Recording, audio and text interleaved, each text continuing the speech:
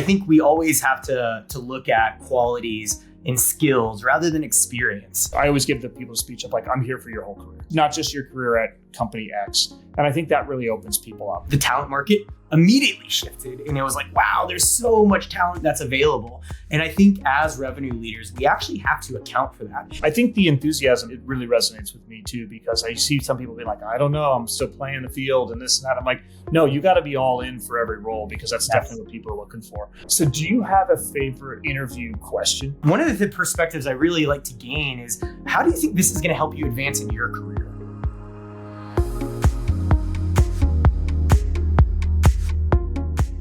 Welcome to the How I Hired podcast. Today we've got Dustin Joost.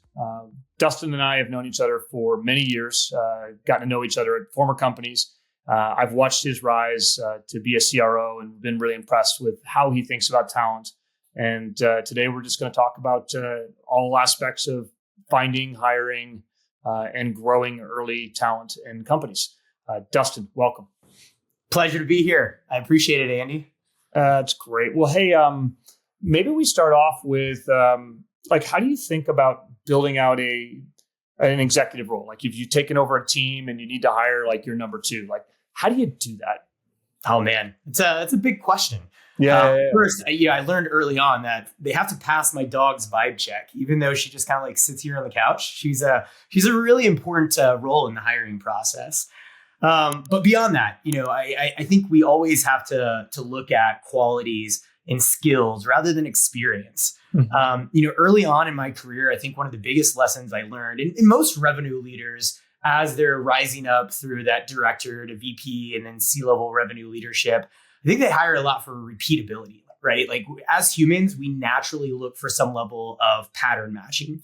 So we are trying to find people who looked and sounded like the top performers that we already had. And that works, but we also have to realize that businesses mature. And so suddenly when the business matures and you've hired for this certain pattern, you have blind spots everywhere. So my lesson was you have to optimize for complementary excellence and not carbon copies. I think another important lesson that I learned early on was stage fit, right? I've been at seed stage, Series A, Series B, growth equity, to then getting acquired and sucked into a big publicly traded company.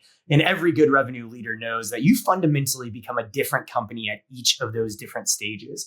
And so when you're looking for that second degree, that lieutenant, you want somebody who has been at that probably earliest stage, but has the intellectual curiosity, the hunger, and most importantly, the self-awareness. Like the combination of those three characteristics makes somebody just incredibly deadly, because that means they're coachable. That means they have that intellectual curiosity to learn more about themselves when they combine that with self-awareness, but also the intellectual curiosity to just understand how the company's evolving, how the market and the buyer personas, the buyer process is evolving.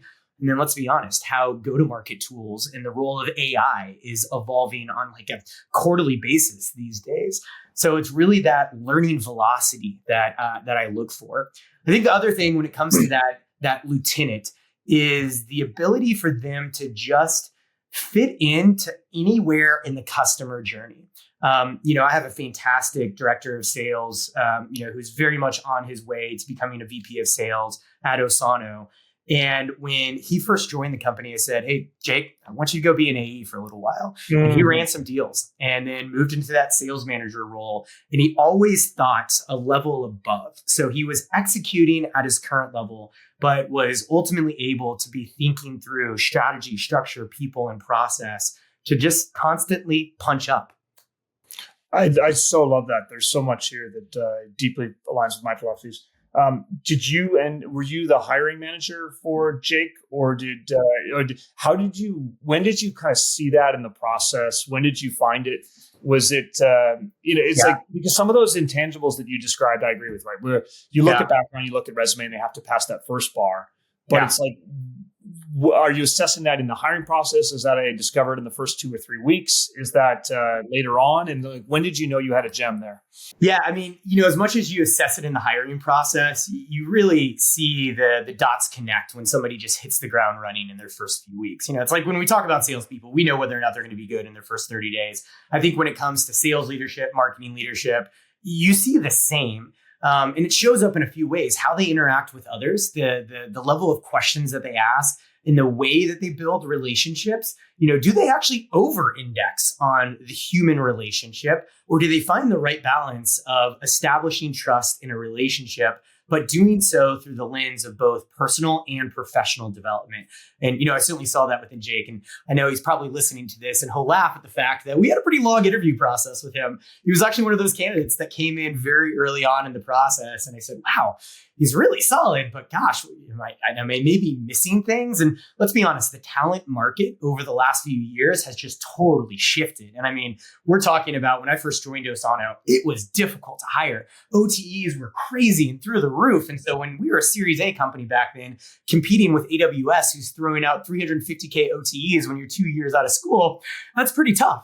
But then all of a sudden, the talent market immediately shifted. And it was like, wow, there's so much talent that's available. And I think as revenue leaders, we actually have to account for that. We need to understand where in this talent cycle we are to really determine what kind of profile is available. Am I needing to find somebody who might be a little bit more junior on experience, but I need to index on coachability just because what's available in the time that I need to hire?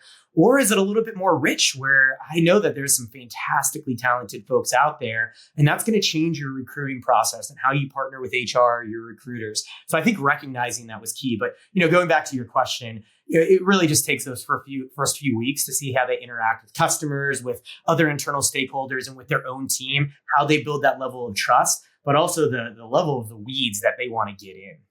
I love that. Maybe we'll step back and we'll kind of start with how do you find talent in the first place? But I'm excited to then eventually at the end get to those first couple of weeks are so critical for me. So I'm excited to dive into that too. Say you've got a new senior level role. You need to go find that. How do you do that? And I love your comment around different markets, different times, but are you working your own network? Are you working with recruiters? Are you calling the VC talent teams? What's your tactics there for a senior level? A little of all the above. What I love about recruiting is it allows us as revenue leaders to step back into the shoes of a seller, right? We need to be doing our own outbounding. We need to be working our networks. We need to be curating inbound. So I can't say that there's one particular channel. I do very much value my HR business partners, my recruiting partners. Shout out to Blueprint Expansion and Chuck and the team over there. But I think you start there to really build up what that inbound channel looks like. From an outbound perspective, I think that's where it really gets fun. I'm somebody who you have to constantly be recruiting, right? It's not just when you have a role. I think it's also easy for us to kind of, have to rush and try to make hires sometimes. So, I like to have this idea of just-in-time hiring sprints where we're always thinking 2 quarters out. If the average time to fill a role, and, if this isn't your benchmark, then ask your HR business partner. But for me, it's usually around those 90 days from the day that it's open to the day that, offer might be finalized or accepted. You can get that down to 60 days. But, ultimately, if you want to build up that pipeline, give yourself enough time. So always be planning 2 quarters out and think of it as a hiring sprint. Always do this kind of 90-day hiring retros. So think of it just like a product sprint. Inspect the metrics, right? What are the channels where we're seeing the most candidates come through? Where are the highest quality candidates actually converting? Where are we running into bottlenecks in the process? Where are we running into bottlenecks in the feedback process as well, right? And have specific SLAs with your interviewing committee on how fast they submit feedback and hold them accountable to it. Manage in public as well, right? I think the other thing that has been most critical for me is this concept of a bench pipeline, right? And this is where you just always need to be recruiting, but having conversations at least once a week with a candidate who's out there to understand the talent market, but to also keep those candidates warm and always have 3 to 5 kind of pre-vetted candidates. So that way you have urgency without lowering the bar. So you're always recruiting then. It's just like you're always selling, you're always recruiting, right? Always be recruiting, always be closing, it goes hand in hand. Are there times when you don't post the role? It sounds like you use your talent team a lot, but is there ever an experience without naming the person, and why would you not post a role? Yeah, I'm one of those who I don't believe in the ghost roles either, right? Like if you don't have a role and an intentionality to actually hire somebody, then why are you wasting a candidate's time and saying, hey, fill this out, submit your resume? I do like the idea of future roles, not necessarily these evergreen roles, but hey, a future opportunity. If you want to join our company, we don't have a role today, but please submit your information so you're at least in our ATS. But other than that, I think it is our responsibility as revenue leaders to always be thinking about talent because, in SaaS, people are 80% of our expenses, if not more. So therefore, we need to be curating the most impactful asset, which is people. And that's what ultimately our superpowers should be as revenue leaders is identifying great people and then building the right culture, the environment, the strategy, structure, people, and process to just allow their skills to flourish in our environment. I love that. Okay. So say you've got a role open. How do people get to you? Right. Like I think part of our audience is like senior execs starting to figure out the next role. Like, especially in a tight market like this, what's going to break through to Dustin? Yeah. There's a lot of noise out there. I'll be the first to say, of course, the first thing you should do is always go ahead and apply, right? I never like to go outside of our recruiting processes if we have a role open, because I don't want to step on our HR business partners' toes. We have a very intentional process. And so I like there to be equity in the hiring process no matter what. And so even if we know each other, first thing you do is just go and apply. So you're in the ATS and I'll flag an application to our team if it's somebody I know or somebody that's been referred to us. So then you have to get creative, right? Again, as sellers, as marketers, whatever role we're applying to, how do you get on my radar?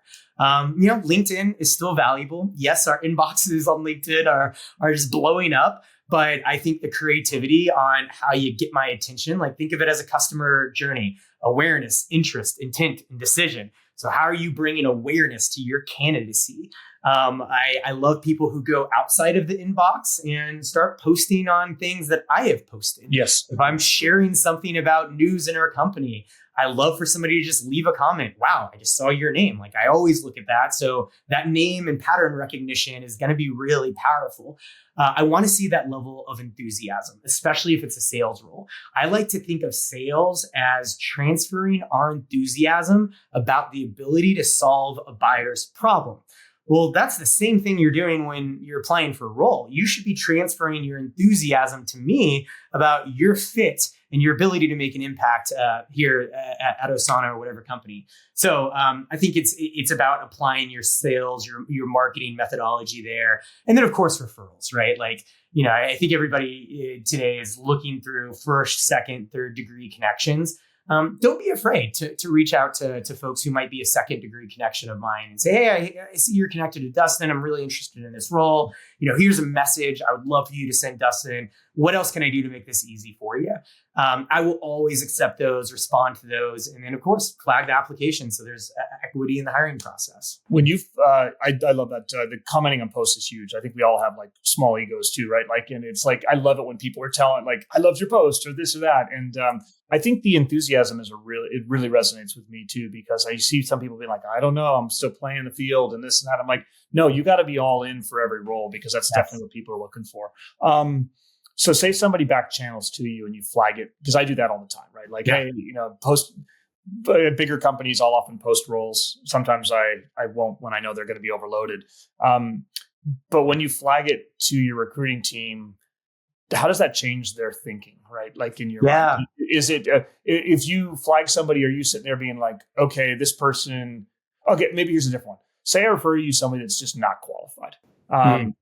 Will they still chat with you, or will you even send that to the recruiting team, or do you just, I like Andy, but still I'm going to do that. How'd you handle that one? Yeah, it kind of depends on the degree of not qualified. Yes, experience is important, but I'm not looking for experience in this specific industry. I'll try to do as much assessment on LinkedIn and then, of course, Googling them to understand what kind of characteristics might this person have that goes beyond their work experience. If I'm still not seeing a match, then hey, I'm going to flag that to our HR team. I'll probably flag it to the person that referred them as well. Depending on what's going on here at work, then I might not take that intro call to just kind of have that quick conversation. At the very least, I might reach out to that candidate and say, hey, I know so-and-so referred you. I don't quite see a match because, we might be looking for an AE in your background is entirely in product or something, right? Like if there's truly no experience fit, then I might flag that. But I ideally still want to have a conversation with them. It might not be right then, but again, going back to always recruiting. And I also think as revenue leaders, it's our responsibility to not just recruit for our team. It's our responsibility to recruit for the entire company. Good point. So, I pride myself in that level of cross-functional collaboration and leadership where I should know what kind of product leaders our chief product officer is looking for. Maybe it's not as much on the engineering team because, I'm not going to be able to speak their language as well, but I want to help my peers on the executive team just build great people because ultimately in a company, we all own revenue. It's just I've got the largest target on my back for that, right? But in order for us to be successful in owning revenue, we've got to build a culture of people who understand that. And so I'll constantly be looking for opportunities to introduce other executive leaders to candidates. That's awesome. It sounds like people can break through to you. I'm the same way. Have you ever hired anybody where you're like, because I think you talked a lot about the qualities that maybe are on the resume. Like, have you found yourself sometimes being surprised by a candidate in the process where you're like they were not my number 1, 2, or 3 choice on paper when I first got them or when the hiring team manager did them? And like any story there? Yeah, absolutely. I mean, these are my favorite stories, right? These are the surprises that make you learn so much as a leader and understand how to really assess and value people based at a characters and values level. I've got 2, and both of these people are probably going to hopefully listen to this, but one of those is teachers. I love hiring teachers, but I didn't know this until I hired a teacher. It was back at Your Cause, one of my early sales hires. I saw this resume come through, at that point, it was just came through a LinkedIn apply. Like she had been a teacher for 7 years, first grade teacher. And this is before I had kids. So like, I didn't really, know how to value what teachers go through. I'm like, oh, that's interesting. Her resume was really nicely formatted. And like, I think she did a good job of trying to translate the role of a teacher into what it means to be in software sales. And I'll never forget part of this. We had them do a presentation. Her deck design was just awesome. I mean, it was beautiful. It was so simple. And I was surprised by that. But the funniest part is when we had them come into the office and do a presentation, she was like, hey, look, I'm a teacher and I stand up most of the day. Do you mind if I like stand up and I have a little thing to set my computer on? So we got this little plastic desk and put it up on our desk. And she just stood up there like a teacher and presented. And I'm cracking myself up, but she did such a good job presenting her story and translating the role and values of a teacher to software sales. And it made me realize truly what teachers have to do because they're speaking to 30 different students who are all over the place when it comes to, the way they learn and their learning style. And I didn't realize that, teachers at the end of the day have to take each of those individual students and figure out how to meet them where they're at, which is what we do in sales. We have to meet the prospect where they're at, but they have to do so in a one-to-many capacity, not just a one-to-one. And so that to me is like the mark of a really good sales leader as well. How do you influence in a one-to-one and a one-to-many capacity? And, I look back and 5-6 years later, she was my lieutenant, director of sales and just did a fantastic job building Your Cause with me. Another one, though, are folks who have theater backgrounds. I am somebody who really values storytelling. And this was a former stage actor turned AE, and it was his theatrical timing that let him turn his product demos into just mini stories that had this level of tension and payoff and suspense. And that's exactly what complex buyers have needed in my more enterprise and mid-market or category creation motions like data privacy. And so it reminded me that storytelling beats technical jargon when you sell change. And so the other part of that was like theater is like, okay, well, how curious are you going to be because you're not really listening. You are just projecting in theater. But I also didn't realize that, great actors, they are so curious about the characters that they are becoming, that if you can apply that intellectual curiosity in sales, that translates really well. Dude, I love that you've got those ones. I've hired a bunch of teachers, but often for enablement. They're just amazing at it. Totally. So do you have a favorite interview question? Sometimes, like, at least for me, I ask the same question every time because then I can gauge the answer and I know where to take it. I'm curious if there's one that's going to come out in every interview people have with Dustin. Yeah. It definitely depends a little bit on the role, whether it's an IC or more of a leadership type role. One of the perspectives I really like to gain is, how do you think this is going to help you advance in your career? Because at this point, you're now asking them to almost repeat what they know about this role, what the expectations of this role are. And again, you're trying to gauge their storytelling. What's the story that they're going to craft about how this role is going to help them grow and ultimately get to where they're going next? So it answers a lot of questions in just one single question. If I'm looking a little bit more at a leadership, but I also love to ask this to ICs as well, is if you could wave a magic wand and fix one recurring friction point between sales and another function, what would it be and why? And this surfaces that level of cross-functional empathy and systems level problem solving in their instinct for storytelling. So again, I'm trying to get back to that why. So those three elements help me understand how are they going to act within other leaders. But then as a seller, what's the level of empathy for the role that they play in the entire customer journey? So the last thing we want is that kind of lone wolf salesperson. We want somebody who understands, here I am in the customer journey, but here is what marketing has done. Here's what SDRs have done. Here's what finance, legal, everybody else has to do to help us all own revenue. I love that. If I'm the manager of the person hiring, my favorite question, because they get to me late in the process, is, in your own words, describe the role you're interviewing for. Yes. And it's perfect because some people will just take themselves out right there, right? And other people will be like, yeah, you get exactly what we're trying to do. And I love that one because it's like, have they listened? Do they understand? And can they articulate that one? Right. Yeah. I mean, again, you're kind of hitting on that curiosity, translating into more of a story. And it shows how passionate they really are about the role. If they can speak to that with enthusiasm, then again, they're transferring their enthusiasm. Dude, I love that. Maybe let's start. So with the kind of the time we have left, I'd love to dive into like you've hired them. So like Jake, for example, right? Like what are your tactics to both make them successful, and how soon do you know if somebody is great? Yeah. The tactics to make them successful are, first, you have to outline expectations, right? I like to think of everything, and you've heard me use these words: strategy, structure, people, and process.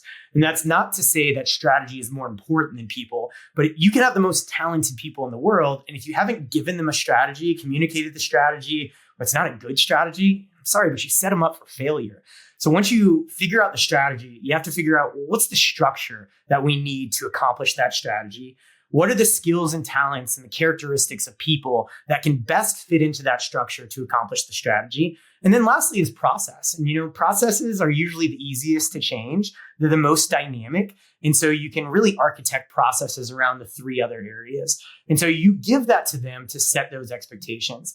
The other thing I really like to index on is mindsets. There's a fantastic book by the Arbinger Institute called The Outward Mindset. And it's all about how processes and methodologies will only go so far to change behaviors. But if you can empower people with a set of mindsets that put customers and each other at the center of everything, you've empowered them to make their own decisions on the fly.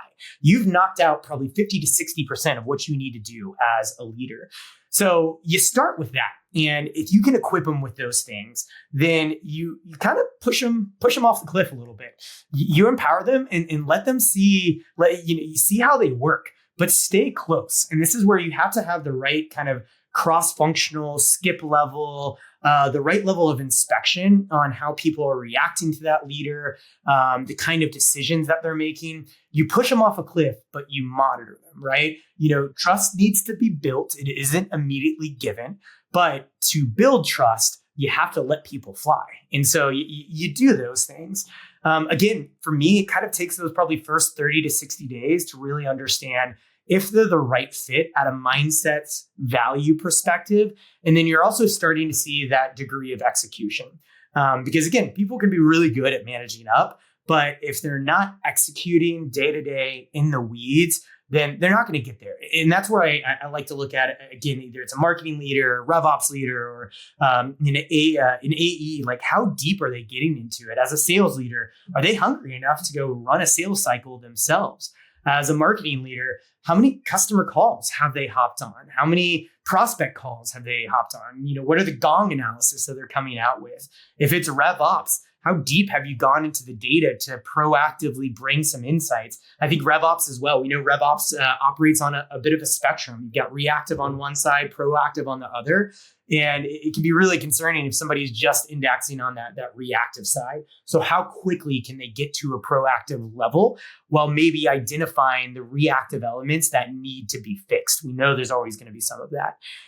So I think, to summarize it is like empower them, but let them build the trust with you. What's the quality of things that they're bringing to the weekly one-on-one? Are they kind of letting you lead the one-on-one, or are they bringing you insights and genuine concerns and saying, hey, this is something I flagged. Is this something you've also seen? Here's maybe a solution that I have, but what are your ideas there? Because again, nobody's going to know the exact solutions in their first probably 90 days, but the curiosity and the brainstorming, that's what I'm looking for. I love it. How do you course correct? Or if you had an example of where you need to course correct somebody? Yeah. I mean, it definitely comes down to expectations, right? Again, it goes back to this level of curiosity. Is if somebody hasn't met the expectations that I've laid out, it isn't immediately I've got the stick, right? It's a little bit of, well, why? What's the root cause behind this? And whatever your framework is, the 5 whys, or, for me, it's a little bit of that gut feel of trying to understand, again, the mindset that led them to behaving or making that decision, or the lack of behaviors that I've seen, whatever it is, what ultimately got them there. And I think that's where I then try to make some sort of subjective call on, is this an inherent behavior that's a mismatch between our values, the culture add that I'm looking for, because I'm not just looking for culture fit, I want culture add, experience, expectations, whatever it is it the way that they're thinking, and can I influence the way that they're thinking? If I did the right things during the hiring process, I'm looking to make sure that I can influence the way that they're thinking, which will then translate to their behaviors, their learning velocity, the speed at which they implement feedback. But sometimes you don't see that. And if you don't see that, you're giving the feedback and you're not seeing the immediate receptiveness, but more importantly, the immediate implementation of changes. And again, even if they don't know how to implement those changes, I'm looking for the curiosity and the confidence to come back to me and say, hey, I'm kind of lost on how I can actually solve for this. Can you help me? That's where I kind of gauge, do they really have a hunger to grow? That's awesome, man. I love that. I found that early course correcting can help them. Have you ever had one where you've had to make the hard call on in that first 90 days? Yeah, I mean, definitely at the IC level. I think we all, it probably took me a good 3 to 4 years of hiring before I kind of learned what I really need to assess in the hiring process. But, even calling that out because of the talent market. And then, of course, us coming in, whether you're early stage or coming into a new company and needing to move fast and make quick decisions, but you don't know what you don't know. That's where the course correction happens fast. I will say on the sales leader side, that's sometimes, I think for me, has always been, you've got to put the right effort on the front end. CS leadership, sales leadership, marketing leadership, whatever it is. I think what I've discovered more is, you hire somebody for the right stage. It's actually more of a question of, can they evolve into the next stage, or do they not have the ability? Like, are they just really good at that stage? And sometimes that varies from companies to company. One person who's really good in this industry at a Series A can punch up to the Series B, Series C, and beyond, but they go to a different industry. And maybe they're even at a different point in their career and they're not motivated or willing to make the changes that are necessary. That's where I usually find more of the incongruencies with leadership, not necessarily on those kind of initial hires. That's great. It's helping people break through those moments when they could be more senior, but they see them. I feel like those are those magical gifts you can give, and they're hard to deliver. But it's like I delivered one recently. Where it's like, you will be at this level for the rest of your career unless you can break through this thing. Yeah. Do you feel like even making them realize that motivated them to then navigate change in a new way? Yeah, I do. Like I'd say I always love to give feedback, and I'll be like, I'm going to give it to you. It may sting a little bit, but like marinate on it. And then I want to really talk about it with you because I care about your career. Another speech I know we're podcasting you, but I love doing it. I always give the people a speech of like, I'm here for your whole career, not just your career at company X. And I think that really opens people up, right? Like it's also I want people to tell me before they leave. I don't want to be surprised, right? Like I'm not going to take their head off. Like there's a reason for it, and it's probably a good reason. Yeah. That's why I go back to that question in the interview process of like, how does this fit into your overall career? Because I want people, when they're assessing whether or not I'm the right leader to join and trust me, I want them to know that like, hey, there will be a point in time where this isn't going to be your forever home, but I want this to be such a tremendous story for you that it makes it really easy to go on to that next chapter. So yeah, that resonates with me, Andy. That's great. Well, I love this. This is great, man. I think the moral of the story is like, work for Dustin. He will help you grow your career.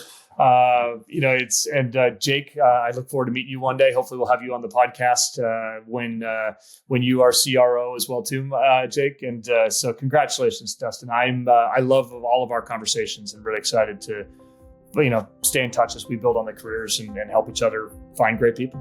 Yeah, this has been really fun to nerd out with you, Andy. So looking forward to hearing some more guests on the pod. And congrats on launching this.